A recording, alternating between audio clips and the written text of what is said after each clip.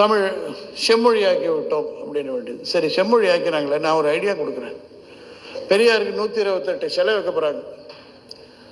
இந்த செம்மொழின்னா அதுக்கு ஒரு அலுவலகம் இருக்கும் அந்த அமைப்புக்கு. அந்த அலுவலகம் எதிர பெரியார் சிலையை வச்சு அது கீழே இந்த கோயிலில் இருக்கிற சிலைக்கு மேலே கடவுள் கிடையாது, அதுக்கு கடவுளை நம்புகிறவன் முட்டாள், கடவுளை பரப்புகிறவன் அயோக்கியன்லாம் எழுதுகிற மாதிரி அந்த சிலைக்கு கீழே தமிழ் காட்டு மிராண்டி பாஷை, தமிழை படிப்பவன் உருப்பட முடியாது அப்படின்லாம் எழுதுவாங்களா? மக்கள் வணக்கம். எதற்கெடுத்தாலும் திமுக இது பெரியார் மண், இது திராவிட மண் என்பார்கள். சீமானவர்கள் சொன்னது போல இது பெரியார் மண்ணிலடா, பெரியாரே ஒரு மண் என்றுன்னு சொன்னார். அதுதான் உண்மை. ஏனென்றால் கன்னட மொழியை பூர்வீகமாக கொண்ட ஈவேரா ராமசாமி என்கிற பெரியார் தமிழை காட்டு மிராண்டி பாஷை, தமிழ் படிப்பன் முட்டாள் என்று அவர் எப்படி சொல்ல முடியும்? தெலுங்கை தாய்மொழியாக கொண்ட கருணாநிதி இருவரும் சேர்ந்து தான் தமிழர்களை முட்டாளாக்கி வைத்திருக்கிறார்கள். குறிப்பாக அது 50 ஆண்டு காலம் தமிழை வைத்து ஒரு கூட்டம் அரசியல் பிழைப்பு நடத்துது என்றால் அது திமுக குடும்பம் தான். குறிப்பாக 3 தலைமுறை கருணாநிதி, ஸ்டாலின், தற்போது உதயநிதி வந்துவிட்டார்.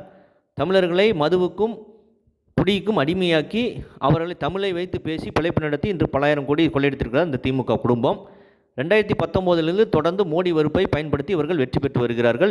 ஆனால் பிரதமர் நரேந்திர மோடி அவர்கள் தான் இதுவரை எந்த பிரதமரும் கொடுக்காத அளவுக்கு தமிழ்நாட்டுக்கு இந்த கடந்த 11 ஆண்டில் அதிகமான நிதி கொடுத்திருக்கிறார். நிறைய திட்டங்கள் தமிழ்நாட்டுக்கு செயல்படுத்தி இருக்கிறார்.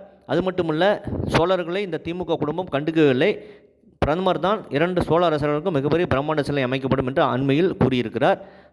புதிய நாடாளுமன்றத்தில் செங்கோலும் நிறுவியிருக்கிறார் என்பது குறிப்பிடத்தக்கது. மீண்டும் 2026 இவர்கள் மோடி வெறுப்பை பயன்படுத்தி ஓட்டை வாங்க நினைப்பார்கள். ஆனால் தமிழர்கள் குறிப்பாக சிந்தித்து வாக்களிக்க வேண்டும். 2026 திமுகவை ஆட்சியிலிருந்து அகற்ற வேண்டும். இல்லை என்றால் தமிழ்நாட்டை இந்த ஆண்டவனே வந்தால் கூட காப்பாற்ற முடியாது என்பதுதான் நிச்சயம், சத்தியம்.